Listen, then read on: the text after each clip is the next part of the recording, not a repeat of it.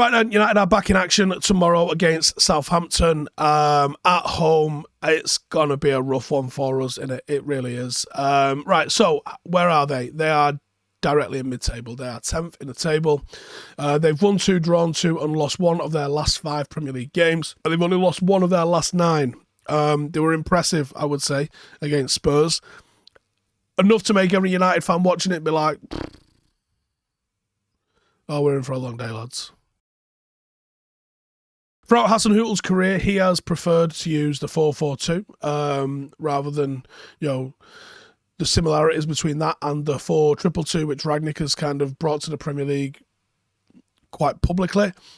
They're aggressive, they're explosive, they break forward, they have excellent attacking transitions, and they can be a real capable footballing side. Defensively, Southampton hunt in packs. This is, of course, what you would expect from someone who is a literal pupil of Ralf Rangnick. They don't usually take a backward step, and they like to press high. The level of pressure that they apply in wide areas when out of possession makes it difficult for opponents to play out. So look for that being an absolute nightmare for United this weekend. Because they're placed under immediate pressure, which usually results in a duel as the Southampton players on the ball side are close enough to challenge for possession. This forces many turnovers, which is obviously what they're looking to do. And it's something that United have struggled with so poorly lately that I can just see it being the way United try and play out is frustrating as hell. And I can just see Southampton being absolutely mothering us in those circumstances. And that's the main advantage of having that wide sort of trap that they have. They have got so many players who are really efficient in winning those duels high and wide, both the central midfielders as well. Consequently, they're really able to regain possession high and start to immediately build up attacks while the teams spread out all over the place. This is one of the massive advantages of stopping a team playing out. When a team's playing out, what do? They go as wide as possible and they try to occupy as much space as possible, which makes it an absolute catastrophe when you lose possession in those areas. Because if you lose possession when playing out, your team isn't equipped to deal with defending. Your centre-halves are spread out on purpose. Your fullbacks are occupying space on purpose. They're most likely ahead of the ball on purpose.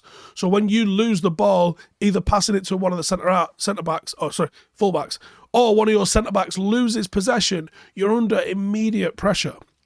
The other nightmare is that they're going to really let you think you can play it to the 6 and then clamp him. And that's where you lose a lot of those. And then you've got your centre-half scrabbling to try and get back into position. No one's looking at the runners because they're looking at the immediate threat. And you get tatered. It's an absolute minefield for us. I wish we had a long option that we could go to in these circumstances, but we don't, so we won't. They're well-renowned for having an extremely high defensive line. But obviously that carries the risk, and that's the risk that Manchester United, in my opinion, need to try and exploit. Predicted 11 for them then, I think it's going to be Forster, Livramento, Benarek, Silasu, Walker-Peters, Ward-Prowse, Romeu, Elenosiu, Armstrong, Adams and Broja. Starman, Armando Broja. He's on loan from Chelsea at the moment. He's got 8 goals and 1 assist so far this season for Southampton. He is their top scorer. He has got all the attributes that you're looking for.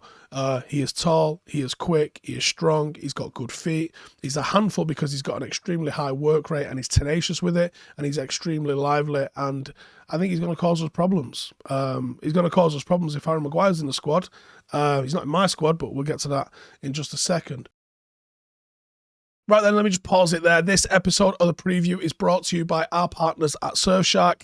Surfshark is a VPN, or a virtual private network, that keeps your online identity safe by encrypting all the information sent between your device and the internet. This keeps your personal data protected from the big companies or even cyber criminals. Also, it can swap the real location of your device with a new one, i.e. changing your IP address. And you can do this to virtually travel to any country around the globe. With Surfshark, you can encrypt your online data, and it helps secure your personal information when you're using things like free public Wi-Fi, which is an absolute goldmine for hackers. It can mask your IP address, which is essential to becoming private online, and a VPN makes sure that your city, your country, and your download history aren't linked to your identity, and it doesn't monitor or track or store what you do online, which means there's no connection to any activity logs. And it allows you to change your virtual location to access more Netflix shows, to access content that might be geolocated to a certain country. When you're trying to stream with stuff that's not on TV, you can do it with Surfshark. Alternatively, if you don't want to pay and watch the games or the movies through free online streaming services online, those sites that are dangerous, the ones that have got 1,000 pop-ups that are proper annoying, Surfshark's got a clean web feature which allows you to block the ads, the malware, the phishing attempts, allowing fans to stream content safely. It's really useful when it comes to streaming any content that isn't on TV. And you know that Surfshark is the only VPN that allows you to use one account on unlimited devices, be it phones, be it your laptops, be it all that sort of stuff. Listen, I got a special offer for you. Use the code Howson, Howson, get 83% off plus 3 extra months for free. Surfshark is offering an extra month for free if you sign up using the link below. And finally, it offers a 30-day money-back guarantee, so there is absolutely zero risk to try it. Completely risk-free. Get in the mix. Go check it out. Data-wise, Southampton, they average 47.1% possession. They're more of a quick transition side rather than a slow build-up control possession. Highlighted again by the pass completions in the 74.7 range, which is the 6th worst. And they can play, but they focus on going vertically rather than going laterally and maintaining possession. They take risk with their passes. They've scored 29 goals, which is the 10th in the league, which is why they're 10th, but they've conceded 36, which is the 8th worst. So they do let teams in a little bit. They're not quite mid-table in all stats, but they're very mid-table in a lot of the stats. Now, only City, Liverpool, Chelsea and Brighton have had more pressures in the attacking third than Southampton, which we knew. They press high, they press hard, and they rank second in total pressures behind Leeds. So a bit like Leeds, it can come undone because they're quite relentless in it, but also, they're going to put you under some serious pressure and you've got to learn how to deal with it. How do we beat them? Well, starting 11-wise, we are going to go as follows. David De Gea in net. I'm going with Lindelof, listen to me, Varane at centre-half, Dalot. And I think it's going to be Shaw. I don't want it to be Shaw. I think he deserves dropping, but I think it's going to be Shaw. If Tellers has got COVID, it's going to be Shaw. It's ditto with Fred. I would have liked to have seen Fred in here for the energy to try and match what Southampton are going to do. With it not being Fred, I'm going to look to Matic because I think McTominay under pressure is going to crumble. I want someone that's a little bit smoother. We've not seen Matic for a little minute. Hopefully he's had a good rest and is capable of at least starting a game. I don't think he's going to see the 90 out, but I think I want to start him because I'm looking for stability and good, calm, off-the-ball positioning. Bruno and Pogba looking to unlock this defence ahead of him. Players that are good under pressure and hopefully can play a pass out, because if you can get it to those two after breaking that first line of press, and also Matic is quite good under pressure as well. He's just not lively enough cutting around the place to play 6 on a regular basis. We're going with Sancho, Ronaldo and Elanga. I think Marcus still needs working back into the team a little bit.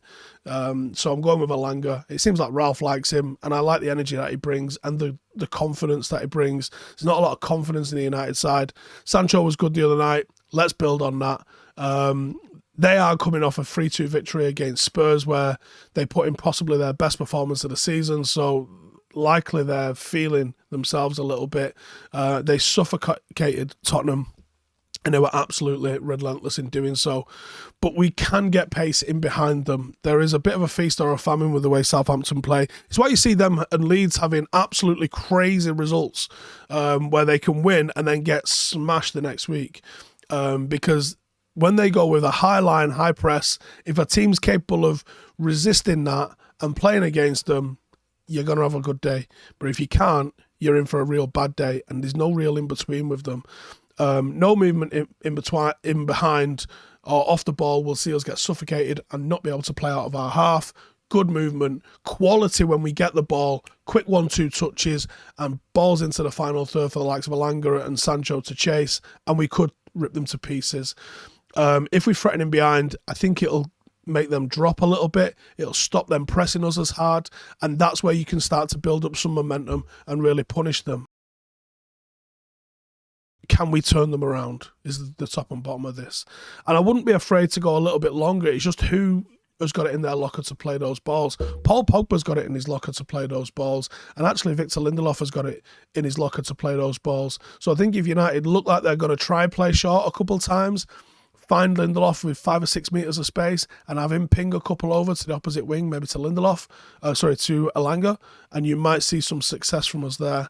We shouldn't be afraid to bypass this press at all, because that's one of the most surefire ways to let a team just drop off your 10-yard, is to start going long every time they press, because they're just going to want to chase back. And if they are chasing back constantly, they're going to get pretty bored of that pretty quickly. Once you bypass the initial press, they can be opened up and they can be got at, but you've got to watch that initial press. You need some quality in your back line to be able to hold out, and that is where I think United struggle. But yes, Maguire needs dropping. He has been dropped. Give the armband to somebody else, and let's see how we get on. That's my score. Score prediction-wise, I'm